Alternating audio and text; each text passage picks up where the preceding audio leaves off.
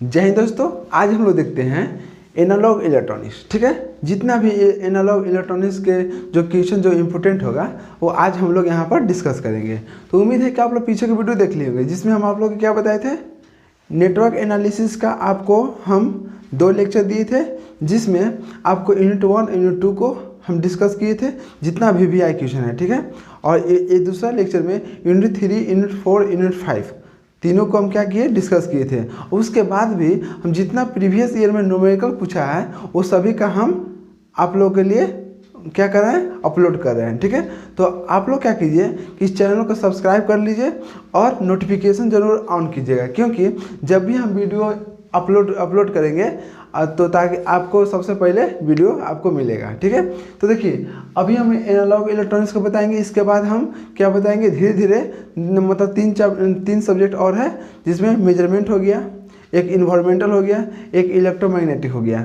तो सभी का आप लोग इंतज़ार कीजिएगा, बस 1-2 दिन के अंदर सभी चला जाएगा, ताकि आप लोग अच्छा से इसको नोट्स बनाकर याद कर लें। ठीक है, तो देखते हैं यहाँ पर कि एनालॉग इलेक्ट्रॉनिक्स में कौन कौन सा क्वेश्चन है जो ज़्यादा इंपॉर्टेंट है। ठीक है, तो देखिए इसमें है कि आपको 90% हम बता रहे हैं कि इसमें आपको मिलेगा। ठीक है, 10% ऐसा होगा जो एग्जामिनर थोड़ा अलग कर दे। इतना तो हम कह नहीं सकते हैं कि मतलब 100 में 100 मिलेगा, लेकिन 90% हम बता रहे हैं कि 90% क्वेश्चन आपको मैच होगा एग्जाम में। तो जिसको अच्छा मार्क्स लाना होगा वो आपको बहुत अच्छा है, और जिसको पास करना है उसको कोई दिक्कत ही नहीं है। ठीक है, तो चलिए बस आप लोग जितना हम दिए हैं क्वेश्चन उतना आप करके चले गए एग्जाम में ना, तो आपको अच्छा मार्क्स आ जाएगा। ठीक है, तो देखिए ध्यान से यहाँ पर देखते हैं एनालॉग इलेक्ट्रॉनिक्स VVI क्वेश्चन। ठीक है, अब देखिए ध्यान से फर्स्ट क्वेश्चन क्या कहता है, आप लोग बस इसको ध्यान से समझिएगा, क्योंकि हम यहाँ पर क्वेश्चन बताते बताते ऐसा वर्ड भी बोलेंगे जो आपके लिए बहुत हेल्पफुल होगा। एक बात और बता रहे हैं, आप लोग क्या कीजिएगा कि जो मान लीजिए कि कोई 10% में से कोई ऐसा क्वेश्चन होगा जो आप लोग नहीं पढ़े हैं। ठीक है, तो उसको आप छोड़ के नहीं आना है, कभी भी एग्जाम में आपको क्वेश्चन छोड़ के नहीं आना है। सेमेस्टर के एग्जाम में ये नहीं कि मतलब आप कंपटीशन में चले जाइए तो वहाँ पर नेगेटिव मार्क होता है। ठीक है, तो यहाँ पर आपको क्या करना है, एग्जाम में सेमेस्टर में आपको क्या करना है, क्वेश्चन छोड़कर नहीं आना है, क्योंकि अगर आप क्वेश्चन छोड़ते हैं तो आपको 0 मार्क्स मिलेगा। लेकिन उसी के रिलेटेड में मान लीजिए कि हमको आया क्वेश्चन, ठीक है, उसमें एक टर्म होगा जो हमको जानकारी में होगा, तो उसको क्या करेंगे, उसी के रिलेटेड हम पॉइंट बना के लिख देंगे। हमेशा आप पॉइंट बना के लिखिएगा, ये नहीं कि मतलब पूरा मतलब क्या बोलते हैं एक लाइन में पूरा भर दिए, नहीं, पॉइंट बाय पॉइंट बनाइएगा तो आपको मार्क्स ज़्यादा आएगा। ठीक है, तो आप लोग क्या कीजिएगा कि कभी क्वेश्चन छोड़िएगा मत, और जो क्वेश्चन देगा उसमें देखिए कि हाँ कौन सा टर्म को पढ़ा हुआ है, बस उसी के रिलेटेड कुछ ना कुछ आपको लिख देना है। ठीक है, छोड़ना नहीं है। ओके ना, अब देखिए ध्यान से फर्स्ट क्वेश्चन कर रहा है कि define the zener diode and draw it equivalent circuit in the breakdown region. आप लोग पढ़े होंगे जेनर डायोड, जो डायोड का क्या होता है, टाइप होता है। तो वही कह रहा है यहाँ पर फर्स्ट में कि डिफाइन करना है जेनर डायोड को, क्या करना है, हमको डिफिनेशन लिखना है, and draw it equivalent circuit in the breakdown region. और जो इसका इक्विवेलेंट सर्किट होता है उसको क्या करना है, ड्रॉ करना है। ओके, अब देखिए सेकेंड, देखिए आपको टोटल आपको 8 क्वेश्चन देगा। आप लोग का हम फर्स्ट लेक्चर बता चुके हैं, जिसमें आपको 5 बनाना है। ठीक है, और एक क्वेश्चन में आपको 2 रहेगा, A और B करके। ठीक है ना, तो यहाँ पर हम 3 दे दिए हैं, तो उसके लिए टेंशन नहीं है, बस 3 इसलिए दिए हैं ताकि क्वेश्चन हमको कम हो और इसमें आपको अच्छा से आप याद कर लीजिएगा। ठीक है, लेकिन वहाँ याद रखिएगा एक क्वेश्चन में आपको 2 ही मिलेगा, A और B। कोई किसी में ABC भी देता है। ठीक है, जैसे नेटवर्क थ्योरी में है ABCD तक जाता है, तो उसके लिए आप टेंशन मत लीजिए, बस जितना दिए हैं उतना आप याद कर लीजिएगा। देखिए ध्यान से फर्स्ट क्वेश्चन हो गया। सेकंड देखते हैं फर्स्ट के B में, explain the working principle of enhancement MOSFET.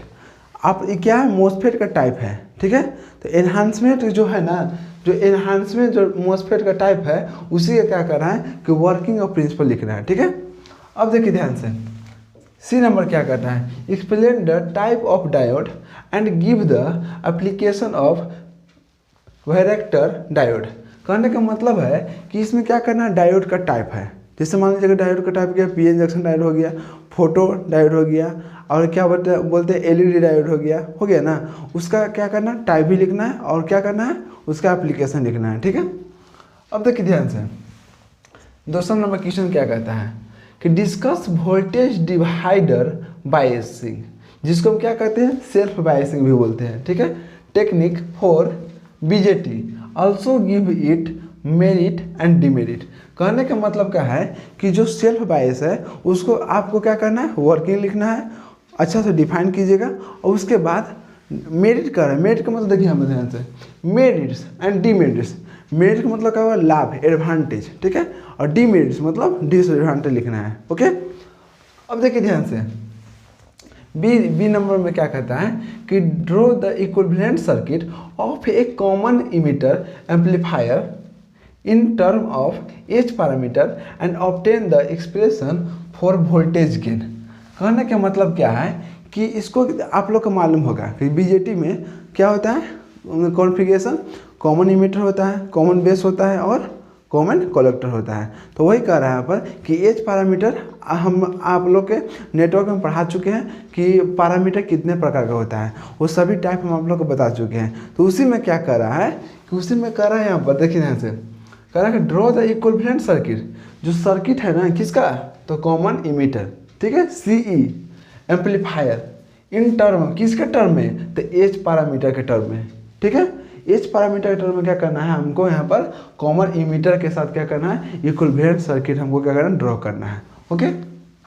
अब देखिए obtain the expression for voltage gain. C number क्या कहता है, explain the term thermal runaway and thermal stability in detail. Very बहुत इंपॉर्टेंट है इस सभी में। जैसे मान लीजिए कि ये तो इम्पोर्टेंट है ही, लेकिन इसमें हम आप लोग को डबल टिक लगाएंगे, ठीक है। वो ज़्यादा इंपॉर्टेंट है, ज़्यादा रिपीट किया हुआ क्वेश्चन है, तो उसको भी आप डबल VVI लगा दीजिएगा। इंपॉर्टेंट ही सब है, लेकिन उसमें भी सबसे ज़्यादा इंपॉर्टेंट, ओके। तो इस सबसे इम्पोर्टेंट है, इसको डबल टिक लगाइएगा। कह रहा है कि थर्मल रनवे क्या होता है एंड थर्मल स्टेबिलिटी क्या होता है, इसके बारे में आप लोग अच्छा से क्या कीजिएगा कि देखिए हमको अभी टाइम नहीं है, ठीक है, सिर्फ इसलिए हम एक सब्जेक्ट को लेकर चले हैं, नेटवर्क एनालिसिस के, ठीक है। लेकिन जब आगे सेमेस्टर 4th सेमेस्टर में हम 2 सब्जेक्ट लेकर चलेंगे, इसलिए बता रहे हैं इस चैनल आपके लिए बहुत आगे चल के अच्छा होगा, और इस पर हम बहुत मतलब प्रोवाइड करेंगे अच्छा चीज़। तो इस बार थोड़ा टाइम कम है, इसलिए हम एक सब्जेक्ट ही लेकर चले हैं।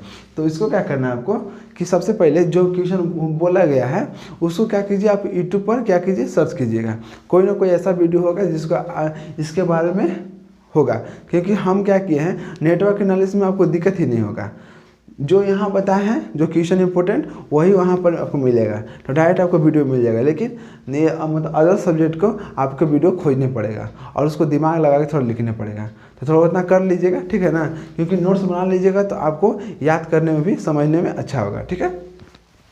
अब देखिए ध्यान से, 3rd नंबर क्या कहता है कि describe the principle and working of crystal oscillator and where it is used. कहने का मतलब क्या है कि इसका प्रिंसिपल लिखना है एंड वर्किंग लिखना है, किसका, तो क्रिस्टल ऑसिलेटर, ठीक है।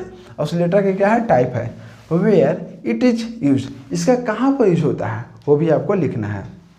अब देखिए ध्यान से, बी नंबर क्या कहता है, with the help of a circuit diagram describe the working of bistable multivibrator. क्या मल्टी वाइब्रेटर के टाइप है, ठीक है। तो इसको क्या करना है, ध्यान दीजिए यहाँ पर, with the help of circuit diagram के हेल्प से, सहायता से डिस्क्राइब करना है, किसको भाई, तो working of bistable multivibrator. देखिए इसको क्या करना है हमको, सबसे पहले क्या कीजिएगा कि इसको डिफाइन कीजिएगा, उसके बाद इसका वर्किंग लिखना है, फिगर बनाना है और उसका एप्लीकेशन लिखना है। बस आपका फुल मार्क्स मिल जाएगा। जितना क्वेश्चन पूछ रहा है उतना जवाब दीजिए, उससे ज़्यादा मत दीजिएगा, ओके। अब देखिए ध्यान से, इसमें एप्लीकेशन नहीं पूछा है तो आप एप्लीकेशन मत लिखिएगा, ठीक है। अब देखिए सी नंबर क्या कहता है, what is A clamper, explain with the help of net diagram. बोला क्लैम्पर क्या होता है, तो क्लैम्पर को आपको क्या करना है, डिफाइन करना है। उसके बाद कह रहा है कि एक्सप्लेन करना है with the help of net diagram, diagram के साथ क्या करना है, उसको आपको एक्सप्लेन करना है, समझ गए। अब देखिए ध्यान से, 4 नंबर, 4 नंबर में एक क्या कर रहा है कि with the help of circuit diagram of क्या है Schmitt trigger explain it working in detail. इसको भी क्या करना है, सर्किट डायग्राम की हेल्प से इसको क्या करना है, हमको जो ट्रिगर है उसको हम क्या वर्किंग करना है। ठीक है, इसका कहने का मतलब क्या है कि कोई भी आप कीजिए तो सबसे पहले उसको फिगर बनाइएगा, क्योंकि अगर मान लीजिए कि आप कुछ भी नहीं लिखते हैं, अगर फिगर उसको अच्छा से आप एक्सप्लेन कर दे रहे हैं तो आपको जितना मार्क्स है उसका आधा मिल जाएगा आपको। तो फिगर आप कभी भी सोचिएगा कि अच्छा से बनाएं। ठीक है, अब देखिए ध्यान से बी नंबर क्या कहता है, explain the construction feature of 4 type power transistor. जैसे मान लीजिए 4 टाइप है, देखिए 4 टाइप कौन कौन है, तो एक बीजेटी हो गया, एक पावर मोसफेट हो गया, एक आईजीबीटी हो गया एंड एसआईटी हो गया। ठीक है, तो what are the rating of this device. कहने का मतलब क्या है कि जितना जो 4 टाइप दिया हुआ है उसको कंस्ट्रक्शन लिखना है और उसके बाद क्या करना है आपको, तो देखिए उसके बाद आपको क्या करना है, जो जितना दिया हुआ है डिवाइस है उस सभी का क्या करना है, रेटिंग लिखना है। समझ गए। अब देखिए ध्यान से सी नंबर क्या कर रहा है कि draw the explain the steady state characteristic of NPN transistor.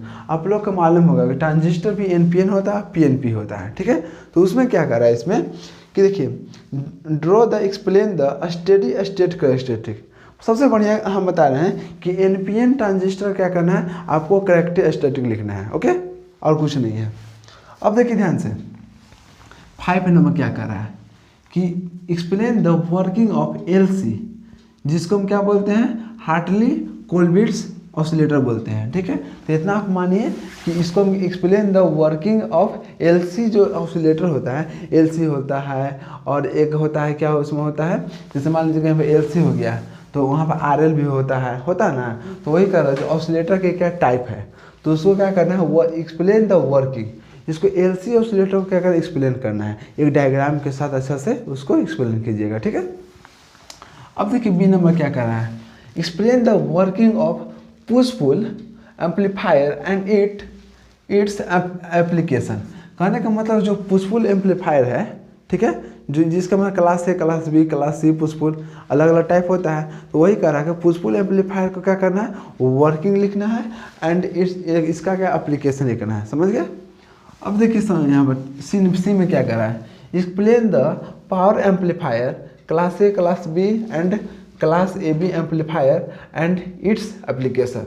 देखिए पावर एम्पलीफायर अलग होता है और जो पुश पुल है ना वो अलग होता है। ठीक है, देखिए इसमें भी जो इसमें है क्या बोलते हैं, पावर एम्पलीफायर है, जो इसमें भी class A, class B, class D, class C, class D होता है और क्लास ए भी होता है। लेकिन उसमें भी सबसे ज़्यादा इंपॉर्टेंट कौन सा है, तो क्लास ए है, क्लास बी है एंड क्लास ए बी है।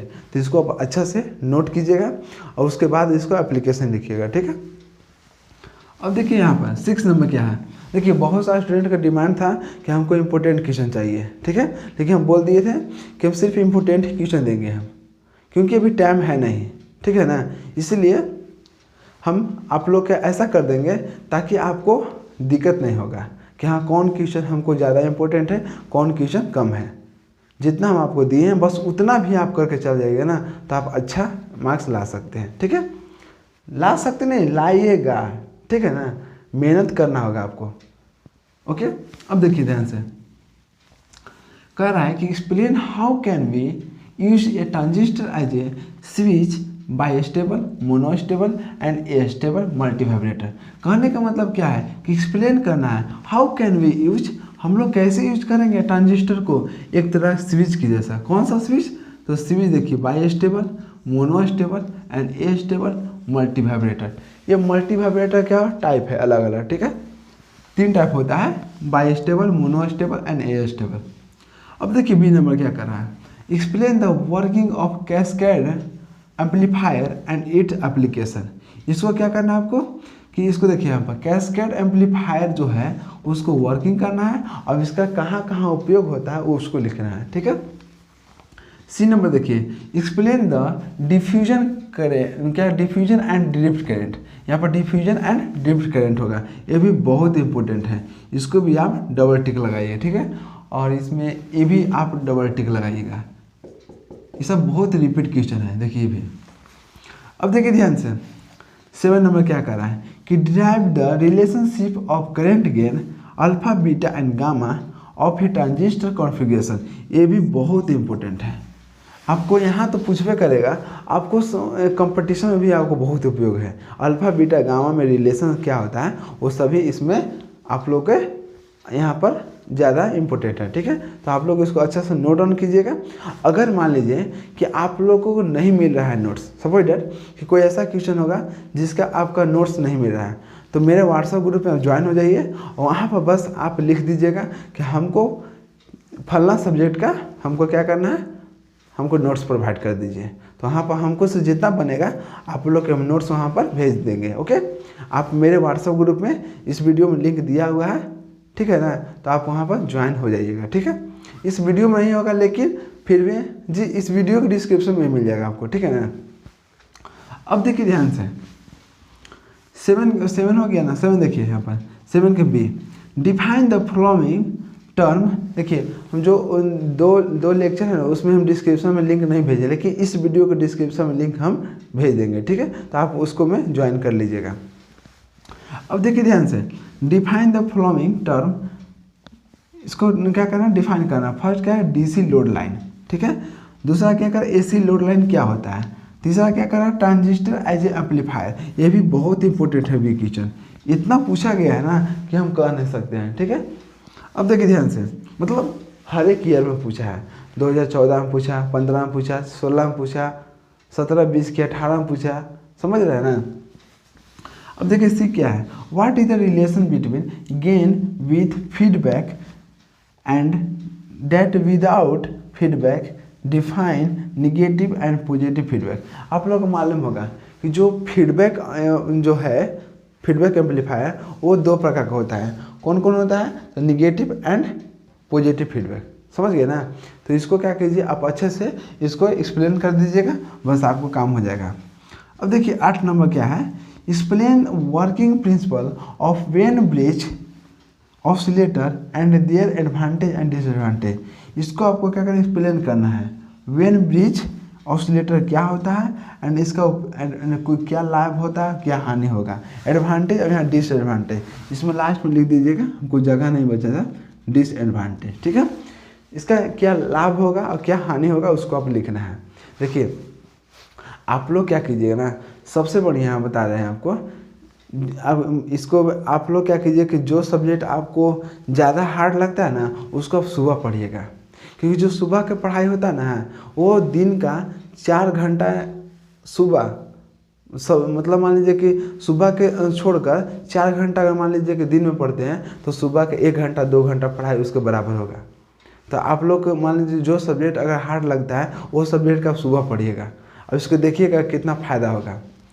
आप लोग कीजिएगा, हम किए तब हमको बता रहे हैं आप लोग के, ठीक है ना, क्योंकि हम ऐसे नहीं बोलते हैं, जब तक हम एक्सपीरियंस नहीं लेते हैं तब तक हम नहीं बोलते हैं किसी को, ठीक है ना। अब देखिए ध्यान से बी नंबर में क्या कर रहा है कि what is the multi vibrator, explain the difference between 3 type of multi vibrator. बोला है कि मल्टी वाइब्रेटर क्या है उसको आप एक्सप्लेन करना है, पहले इसको डिफरेंशिएशन दीजिएगा। और मल्टी वाइब्रेटर का टाइप कौन कौन होता है, तो अभी हम आप लोगों का टाइप बताया है, देखिए यहाँ पर बाई स्टेबल, मोनो स्टेबल और ए स्टेबल मल्टी वाइब्रेटर होता है। तो वो सब में क्या क्या डिफरेंस है एक दूसरे में उसको आपको लिखना है, ठीक है। अब देखिए ध्यान से बी क्या है, what is a multi vibrator and हो गया। सी नंबर क्या कर रहा है कि draw the circuit diagram of Darlington amplifier, explain it working. ये जो यहाँ पर है डार्लिंगटन जो एम्पलीफायर है उसको क्या करना है, सर्किट डायग्राम के साथ उसको क्या करना, ड्रॉ करना है और अच्छा से वर्किंग लिखना है, ठीक है। अब इसका और कुछ दिया है नहीं, सिर्फ वर्किंग लिखना है, ठीक है ना। तो चलिए इसके बाद हम यहाँ पर 8 क्वेश्चन और लिखते हैं, टोटल लगता है कि 15 या 16 क्वेश्चन है। तो आप यहाँ तक नोट डाउन कीजिए और तब तक हम आप लोग का प्रोवाइड कर रहे हैं। देखिए दोस्तों अब 9 क्वेश्चन। देखिए अगर आप लोग का वीडियो अच्छा लगता है तो आप लोग कमेंट कीजिए, क्योंकि बहुत मेहनत लगता है बनाने में, ठीक है ना। आप लोग कमेंट कीजिएगा ना तो थोड़ा सा हमको और अच्छा करने का थोड़ा सा अंदर से उत्साह होगा, इसलिए कर रहे हैं। आप लोग थोड़ा सा सपोर्ट कीजिए, ठीक है ना। और वीडियो आपको जो वीडियो अच्छा लग रहा है या नहीं समझ में आ रहा है उसको मेरा कमेंट कीजिए, ठीक है ना। लेकिन उम्मीद है कि आप लोग का 100% समझ में आएगा, ठीक है। तो चलिए देखते हैं कि 9 नंबर क्वेश्चन क्या होता है। देखिए ध्यान से 9 में एक क्या कर रहा है, explain the working of transistor as a switch. कह रहा है कि ट्रांजिस्टर का वर्किंग लिखना है, किसके रूप में भाई, तो स्विच के रूप में, ठीक है। एज ए स्विच, स्विच की तरह, ध्यान दीजिए, कह रहा है एज ए स्विच, स्विच की तरह। तो क्या कह रहा है, explain the working of transistor as a switch. तो कह रहा है स्विच की जैसा ट्रांजिस्टर क्या करना है, वर्किंग लिखना है, ओके। अब क्या कर रहा है बी में कि define the term CMRR and explain its significance in differential amplifier. कह रहा है कि डिफरेंशियल जो एम्पलीफायर होता है उसमें कह रहा है कि सिग्निफिकेंस करना है, ठीक है, एक्सप्लेन करना है एंड इसको टर्म में लिखना है। क्या करना है, CMRR को क्या करना है, डिफाइन करना है, डिफरेंशियल लिखना है, ठीक है। अब देखिए सी नंबर में क्या कहता है, डिफाइन फ्लोइंग टर्म, निम्नलिखित टर्म को क्या करना, डिफाइन करना, डिफरेंशियल लिखना है। किसको, तो इनपुट ऑफसेट वोल्टेज क्या होता है, इनपुट ऑफसेट करंट क्या होता है, और इनपुट ऑफसेट ड्रिफ्ट वोल्टेज क्या होता है। तो ये सब डिफिनेशन आपको इम्पोर्टेंट है, तो इसको अच्छा से आप लोग एक्सप्लेन कीजिएगा, ओके। अब देखिए 10 नंबर क्या कहता है कि what is a LED, explain, give some application of LED, how does LED differ from any the ordinary diode. कहने का मतलब क्या है कि ये बहुत इंपॉर्टेंट है, ठीक है ना, तो आप लोग इसको ध्यान दीजिएगा। कह रहा है कि LED जो होता है, LED लाइट इमिटिंग डायोड होता है, तो ये क्या करता है आपको कि इसको क्या करना है, आपको LED को क्या करना है, आपको डिफरेंस लिखना है, ठीक है, कैसे वर्क करता है इसको वर्किंग लिखना है, और इसका कहाँ कहाँ उपयोग होता है उसको एप्लीकेशन लिखना है, ठीक है, और कुछ नहीं करना है। अब ध्यान दीजिए बी नंबर क्या कहता है, explain the construction and working of MOSFET. MOSFET का क्या करना है, वर्किंग और कंस्ट्रक्शन लिखना है, ठीक है, और मॉसफेट का टाइप भी सिर्फ लिख दीजिएगा, उसको टाइप का एक्सप्लेन मत कीजिएगा, सिर्फ टाइप लिखिएगा, ओके। अब देखिए ध्यान से सी नंबर क्या कर रहा है, right short note on the following. देखिए आपको शॉर्ट नोट लिखना है। फर्स्ट क्या है, ब्रेकडाउन वोल्टेज, दूसरा क्या है, नी वोल्टेज, तीसरा क्या है, limitation in the operating condition of the PN junction. जो PN जंक्शन होता है वो उसका क्या क्या कंडीशन होता है उसके बारे में लिखना है, ओके। अब ध्यान दीजिए 11 नंबर, 11 के एक क्या कर रहा है कि what is A feedback amplifier. Feedback amplifier क्या होता है उसके बारे में आपको लिखना है, ठीक है। Discuss the advantage and disadvantage, अब इसका क्या लाभ होता है और क्या इसका हानि होगा, ठीक है। क्यों हम लोग इसको उपयोग करते हैं, कुछ ना कुछ लाभ होगा तब ना, कुछ ना कुछ एडवांटेज होगा तब ना। अब बताइए तो बिना आज के दुनिया में बिना लाभ के कौन काम करता है, बताइए आप ही, तो वही बात है, ठीक है ना। तो वही जो इसका है उसका क्या है, कुछ ना कुछ लाभ होगा, कुछ ना कुछ हानि होगा, तो उसको आपको क्या करना है, लिखना है। अब ध्यान दीजिए यहाँ पर बी नंबर क्या कहता है, with a neat diagram explain the action of Hartley and Colpitts oscillator, ठीक है। इसके बारे में क्या करना है, आपको एक्सप्लेन करना है। सी नंबर क्या कर रहा है कि what is the clipper, describe करना है, ठीक है। देखिए पॉजिटिव क्लिपर और एक बेस क्लिपर होता है और एक क्या होता है, कॉम्बिनेशन क्लिपर। तो क्लिपर में पूछा क्लिपर क्या होता है, तो क्लिपर को क्या करना है, अच्छे से डिफाइन करना है और उसको जो टाइप है उसको भी आपको एक्सप्लेन करना है, ओके। अब देखिए ध्यान से 12 नंबर कर रहा है कि explain the voltage to current and current to voltage. Voltage को करंट में और करंट को वोल्टेज में क्या करना है, कन्वर्ट करना है, उसी को क्या करना है, आपको एक्सप्लेन करना है। अब देखिए B point, difference between zener breakdown और एक एवलांच ब्रेकडाउन। जो क्या होता है, कौन सा में आप पढ़े थे, तो जब आप PN जंक्शन को रिवर्स में मतलब रिवर्स का वर्किंग लिखिएगा तो उसमें आप लोग क्या होता है, एक जेनर ब्रेकडाउन आता है, एक एवलांच ब्रेकडाउन आता है, ठीक है। तो उसको क्या करना है, आपको डिफरेंस लिखना है और नीचे क्या लिखा है कि जेनर ब्रेकडाउन को आपको एक्सप्लेन करना है कि जेनर ब्रेकडाउन कैसे होता है, ओके। अब देखिए C number, explain the working of N channel APT and draw it volt ampere characteristic. तो आप लोग को मालूम होगा कि ये फेट का दो होता है, एक N चैनल होता है फेट और एक होता है P चैनल, ठीक है।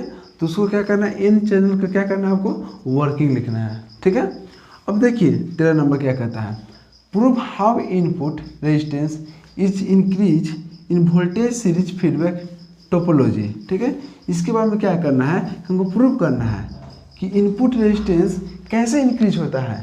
देखिए how input resistance is increase, कैसे इंक्रीज होता है, किस में भाई, तो वोल्टेज सीरीज फीडबैक टोपोलॉजी में। ओके, तो इसके बारे में आप लोग क्या करना है, लिखना है। बी नंबर क्या कहता है कि व्हाट इज द 555 मतलब 555 टाइमर जो होता है उसको एक्सप्लेन करना है और क्या करना है, इसका एप्लीकेशन लिखना है। ये आपको 555 है, ठीक है, मतलब 555 है, ठीक है ना। एक टाइमर होता है जिसके बारे में क्या करना है, आपको लिखना है कि क्या होगा और एक्सप्लेन करना है कि गिव द एप्लीकेशन। ओके, अब देखिए सी नंबर क्या कहता है, draw the circuit diagram of the RC phase shift oscillator. इसको क्या करना है, सर्किट बनाकर उसको अच्छे से एक्सप्लेन कर दीजिएगा। ठीक है, अब देखिए ध्यान से 14 नंबर क्या कहता है, explain photo diode with respect to following point. देखिए फोटो डायोड क्या होता है उसके बारे में क्या करना है आपको अच्छा से। फर्स्ट में क्या है, देखिए कंस्ट्रक्शन, उसका कैसे फोटो डायोड बनता है उसके बारे में लिखना है। दूसरा में क्या कहता है, ऑपरेशन, वो कैसे वर्क करता है फोटो डायोड, कैसे उसको हम लोग उपयोग करते हैं उसके बारे में लिखना है। और तीसरा क्या कहता है, कैरेक्टरिस्टिक, फोटो डायोड का कुछ ना कुछ गुण होगा तभी ना हम लोग उसका यूज कर रहे हैं, तो वही कर रहा है। उसका क्या लिखना है, कैरेक्टरिस्टिक लिखना है, समझ गए। अब देखिए ध्यान से बी नंबर क्या कहता है, why FET is called voltage control device. देखिए जो फेट होता है, फेट को हम बोलते हैं वोल्टेज कंट्रोल डिवाइस, ठीक है, और जो BJT होता है उसको बोलते हैं करंट कंट्रोल डिवाइस। तो बोल रहा है कि जो फेट को हम वोल्टेज कंट्रोल डिवाइस बोलते हैं, क्यों बोलते हैं, तो उसके बारे में आपको लिखना है। अब देखिए 15 number, discuss the working transistor as an amplifier. देखिए वर्किंग करना है ट्रांजिस्टर को। ट्रांजिस्टर देखिए एक तरह से है कि वहाँ स्विच की तरह काम करता है, एक एम्पलीफायर की तरह काम करता है। ठीक है, तो कह रहा है यहाँ पर कि ट्रांजिस्टर का वर्किंग लिखना है कि कैसे काम करता है, किसके तरह, तो एज एन एम्पलीफायर की तरह। ठीक है, एम्पलीफायर का मतलब समझते हैं ना, किसी जो पहले कम है उसको क्या करेगा, आपको एम्पलीफाई कर देगा, मतलब बढ़ा देगा, समझ रहे हैं ना। तो वही कह रहे हैं यहाँ पर कि ट्रांजिस्टर के वर्किंग लिखना है किसकी तरह, एम्पलीफायर की तरह। अब देखिए ध्यान से बी नंबर क्या कर रहा है, explain the working of differential amplifier. एक एम्पलीफायर का क्या होगा, आपका एक टाइप है डिफरेंशियल, उसको क्या करना है, आपको एक्सप्लेन करना है। सी नंबर क्या कर रहा है, explain the working of OP amplifier. OP का मतलब क्या होगा, बोलिए, ऑपरेशनल एम्पलीफायर, ठीक है, as log and anti log amplifier. दोनों के क्या करना है, इसकी तरह आपको इसको वर्किंग को एक्सप्लेन करना है। तो उम्मीद है कि आप लोग को अच्छा से क्लियर हो गया होगा कौन कौन क्वेश्चन ज़्यादा इंपॉर्टेंट है। तो आप लोग क्या कीजिए, नोटिफिकेशन ऑन रखिएगा, क्योंकि नेक्स्ट वीडियो में हम नेक्स्ट सब्जेक्ट का आपको इम्पोर्टेंट क्वेश्चन भेजेंगे। और जो नेटवर्क एनालिसिस का पूरा वीडियो हम डाल चुके हैं, अपलोड कर चुके हैं, तो उसको आप देखना स्टार्ट कर दीजिए, क्योंकि नेटवर्क थ्योरी क्या है, एक न्यूमेरिकल सब्जेक्ट है। ठीक है, जब तक आप समझिएगा नहीं तब तक आप रट नहीं सकते हैं। तो आप उसको अच्छा से, नेटवर्क एनालिसिस बहुत अच्छा से आप लोग को हम एक्सप्लेन किए हैं, ठीक है ना। आप लोग एक बार देखिए, तो अगर वीडियो आपको अच्छा भी लगता है, अच्छा तो लगेगा 100% ही, लेकिन उसको क्या कीजिए, आप कमेंट कीजिए, ताकि हमको भी कुछ मतलब उत्साह बढ़े, ठीक है ना। थोड़ा सा आप लोग क्या कीजिए, अपना तरफ से सपोर्ट कीजिए। मिलते हैं नेक्स्ट वीडियो में, जय हिंद।